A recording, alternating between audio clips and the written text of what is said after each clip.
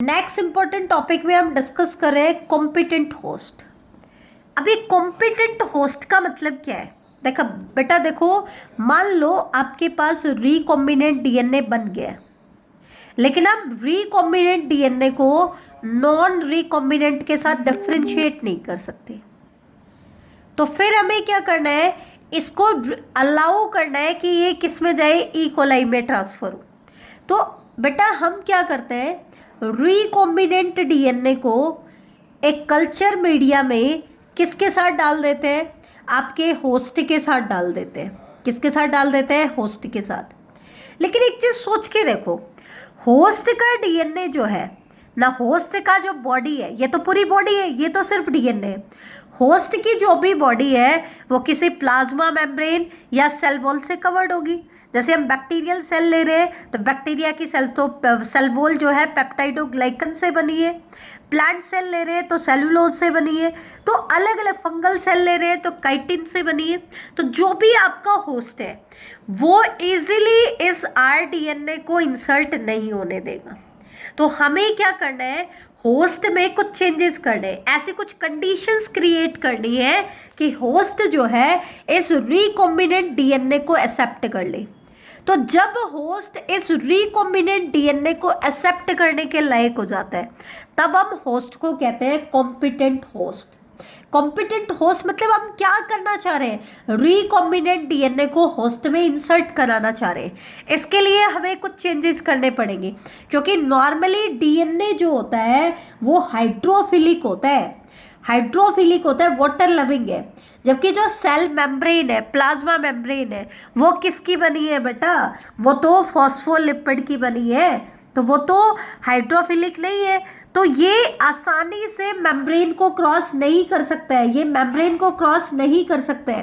तो हमें होस्ट की सेल में कुछ चेंजेस करने पड़ेंगे, कुछ ऐसी कंडीशंस क्रिएट करनी पड़ेंगी ताकि ये रिकॉम्बिनेंट डीएनए किस में इंसर्ट हो जाए, होस्ट में। और जब हम वो चेंजेस कर लेते हैं तब हम होस्ट को कहेंगे कि होस्ट हमारा कैसा हो गया है, कॉम्पिटेंट हो गया है। कॉम्पिटेंट मतलब it is now able to accept the recombinant DNA. इसका मतलब कॉम्पिटेंट होस्ट में हम क्या पढ़ेंगे, ways to introduce alien DNA into host cell. हम वो तरीके पढ़ेंगे जिनके हेल्प से हम एलियन डीएनए को होस्ट में क्या कर लेते हैं, इंसर्ट कर लेते हैं। और इसकी ज़रूरत क्यों पड़ी वो मैंने बता दिया, क्योंकि डीएनए हमारा कैसा होता है, हाइड्रोफिलिक होता है, वाटर लविंग होता है। तो वो सेल मेम्ब्रेन को क्रॉस नहीं कर सकता है, तो हमें कराना पड़ेगा, उसको इस लायक बनाना पड़ेगा। ठीक है, होस्ट हम क्या यूज़ कर सकते हैं, ई कोलाई होस्ट हम यूज़ कर सकते हैं, इस टर्म यूज कर सकते हैं। ठीक है, हम बैक्टीरिया यूज कर सकते हैं, कोई भी बैक्टीरिया हम यूज कर सकते हैं। प्लांट या एनिमल सेल हम यूज कर सकते हैं, प्लांट या एनिमल सेल इनको हम यूज कर सकते हैं। हालांकि यूकैरियोटिक जीन के एक्सप्रेशन के लिए मोस्टली हम ईस्ट को यूज करते हैं। इसका कारण क्या है, ईस्ट क्या है, एक फंगाई है, यूनिसेल्युलर फंगाई। तो ये सिंपलेस्ट यूकैरियोट है जिनकी सिंगल सेल से बने हुए हैं। ये इजीली ग्रो कर जाते हैं और इनमें मैनिपुलेशन करना, चेंजेस करना क्या होता है, इजी होता है। वेल कैरेक्टराइज्ड है, इनके कैरेक्टर इजीली पता चल जाते हैं। ठीक है, और स्मॉल कल्चर वेसल में इनको हम आसानी से ग्रो भी करा लेते हैं। जबकि प्लांट सेल को, एनिमल सेल को ग्रो कराना क्या है, मुश्किल है बेटा। ठीक है, प्लांट सेल और एनिमल सेल को एज ए होस्ट हम सिर्फ तभी यूज़ करते हैं जब हमें ट्रांसजेनिक प्लांट चाहिए या ट्रांसजेनिक एनिमल चाहिए। मतलब जेनेटिकली मॉडिफाइड हमें प्लांट बनाना है या जेनेटिकली मॉडिफाइड हमें एनिमल बनाना है, तब हम प्लांट और एनिमल को as a host cell use करते हैं। अदरवाइज हम प्रेफरेंस देते हैं इन सिंगल सेल्ड ऑर्गेनिज्म को। अब क्वेश्चन आता है कि तरीके क्या है, हम कैसे इंट्रोड्यूस करें। ways to introduce vector DNA into host, कैसे इंट्रोड्यूस किया जाए। तो इसके बेटा 3 मेथड है। पहला मेथड तो क्या है, वेक्टर मीडिएटेड जीन ट्रांसफर, कि हम किसी वेक्टर को यूज करें होस्ट में ट्रांसफर करने के लिए, लेकिन उसके लिए क्या होना चाहिए, होस्ट के लिए एक सुटेबल वेक्टर चाहिए जो उसके कंपैरेबल हो। लेकिन ऐसा हमेशा तो पॉसिबल होता नहीं है, लेकिन हमने वेक्टर यूज किए। जैसे अगर आपका बैक्टीरियल होस्ट है तो हमने प्लाज्मिड और बैक्टीरियोफाज को यूज कर लिया, हम करते हैं। अगर आपका प्लांट होस्ट है तो उसमें फॉरेन डीएनए को ट्रांसफर करने के लिए हमने टीआई प्लाज्मिड को यूज किया है। अगर आपका होस्ट कोई एनिमल है तो हमने डिसआर्म्ड वायरसेस को यूज किया है, जैसे कि हमने रिट्रोवायरसेस को यूज किया है। तो ये हम कर सकते हैं, लेकिन सभी होस्ट के लिए तो सुटेबल वेक्टर मिले ऐसा जरूरी नहीं है, तो हमें कोई और मेथड भी चाहिए। तो वो मेथड कौन कौन से है, एक तो आता है वेक्टरलेस जीन ट्रांसफर। वेक्टर के बिना हम जीन ट्रांसफर करें, इसको हम डायरेक्ट जीन ट्रांसफर भी कहते हैं। डायरेक्ट जीन ट्रांसफर मतलब जेनेटिक मटेरियल को सीधा न्यूक्लियस में ट्रांसफर कर दे ताकि न्यूक्लियस एंजाइम उसको डिग्रेड ना करे, इसलिए इसको डायरेक्ट मेथड भी कहा गया है। इसी को हम फिजिकल मेथड भी कहते हैं, physical method of gene transfer. और लास्ट मेथड होता है केमिकल मेथड। केमिकल मेथड, तो बेटा केमिकल मेथड इंपॉर्टेंट है और ये फिजिकल या डायरेक्ट जीन ट्रांसफर मेथड आपके इंपॉर्टेंट है। इन तीन मेथड है, तीन में से एक मेथड पक्का पेपर में आ जाता है, ये भी इंपॉर्टेंट पार्ट में आता है। छोटे एक एक दो दो नंबर के क्वेश्चंस बनते हैं। तो सबसे पहले हम बात कर लेते हैं केमिकल मेथड की। अब केमिकल मेथड में हम क्या करते हैं बेटा, सबसे पहले हम क्या करते हैं, जो भी आपका होस्ट है उसको एक specific concentration of divalent cation से ट्रीट करते हैं। ध्यान से सुनना, ये इंपॉर्टेंट है। हम क्या करते हैं, किसी भी होस्ट सेल को एक डाईवेलेंट कैटायन की एक स्पेसिफिक कंसंट्रेशन से ट्रीट करेंगे, सच एज कैल्शियम आयन। अब क्वेश्चन आता है कि डाईवेलेंट कैटायन हम यूज क्यों करते हैं, ये फंक्शन पूछ लेते हैं, इंपॉर्टेंट है। तो ये क्या करता है, it increase the efficiency with which rDNA enter the bacterium, bacterium मतलब host, through pores in its wall. ध्यान रखना, केमिकल मेथड मेनली यूज किया जाता है बैक्टीरिया के लिए, लेकिन इसका मतलब ये नहीं है कि बाकी के लिए हम केमिकल मेथड यूज नहीं कर सकते, लेकिन ये ज़्यादा सुटेबल होता है बैक्टीरियल होस्ट के लिए। तो ये क्या करता है, अगर हम डाईवेलेंट कैटायन से बैक्टीरिया को ट्रीट करें तो बैक्टीरिया की एफिशिएंसी बढ़ जाती है कि वो rDNA को अपटेक कर ले। ठीक है, ठीक है।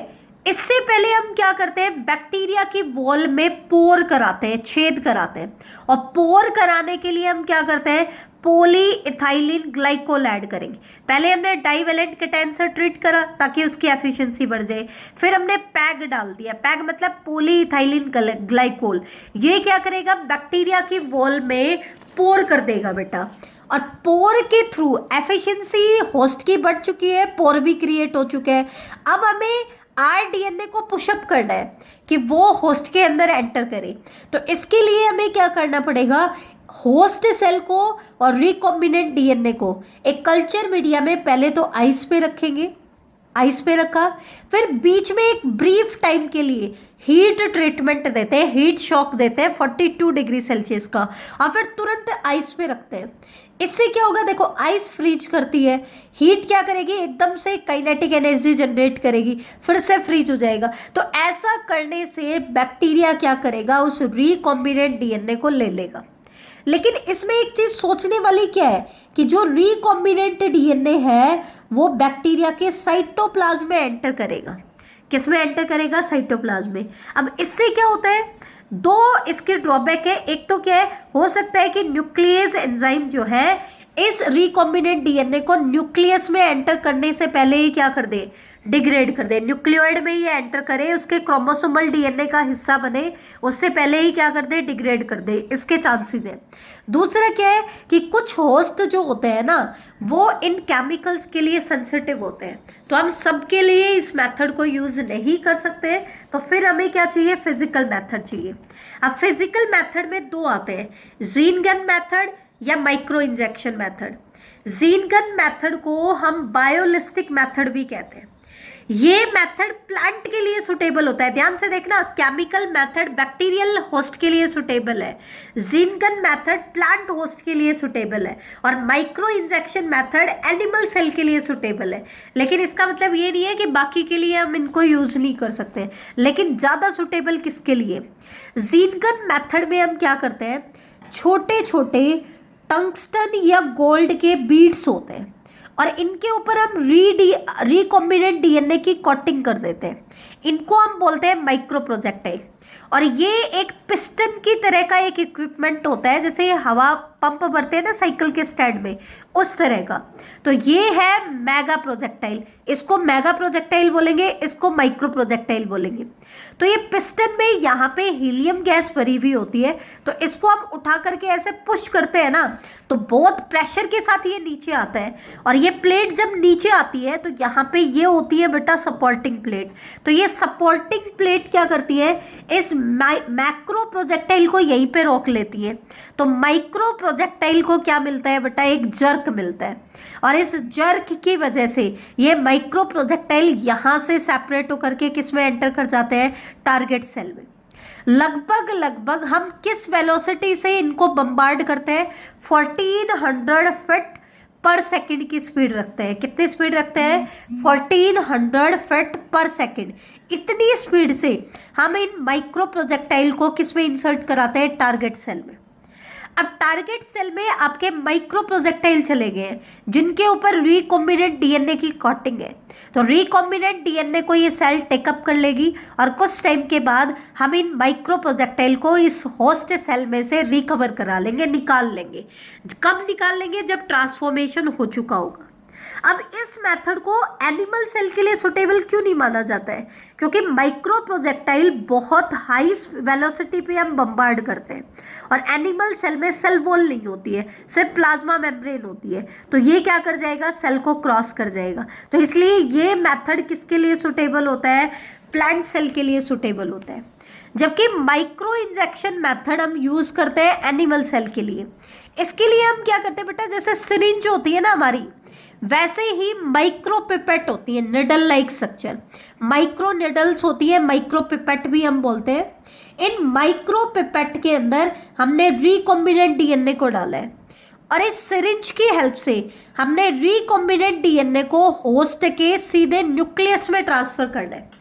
अब सेल तो बहुत छोटी होती है, न्यूक्लियस में ट्रांसफर करने के लिए हमें सेल को फिक्स करना पड़ेगा, एक जगह पे हमें रोकना पड़ेगा। तो इसके लिए हम पिस्टन की हेल्प लेते हैं, सक्शन की हेल्प करते हैं। इस सक्शन की हेल्प से आपकी सेल यहाँ पे होल्ड हो जाएगी। फिर हम इन माइक्रो निडल्स की हेल्प से, जिनका डायमीटर 0.1 से 0.5 माइक्रोन का ही होता है, उनकी हेल्प से रिकॉम्बिनेंट डीएनए को इनके न्यूक्लियस में डायरेक्टली इंसर्ट करा देंगे। तो न्यूक्लियस में डायरेक्टली हमने इंसर्ट करा दिया, तो आपका रिकॉम्बिनेंट डीएनए किस में इंसर्ट हो चुका है बेटा, होस्ट में इंसर्ट हो चुका है। एक आता है vector mediated method. Vector mediated method में हम क्या करते हैं बेटा, डिसआर्म्ड पैथोजन को यूज करते हैं। किसको यूज करते हैं, डिसआर्म पैथोजन को। ये हम पहले ही पढ़ चुके हैं। वेक्टर की नेचुरल टेंडेंसी है कि वो होस्ट को इन्फेक्ट करेगा और होस्ट में ट्रांसफर कर देगा। तो वो तो होता है नेचुरल मेथड, और ये दोनों मेथड होंगे आर्टिफिशियल मेथड। तो ये था आज का आपका लेक्चर कॉम्पिटेंट होस्ट बनाने का।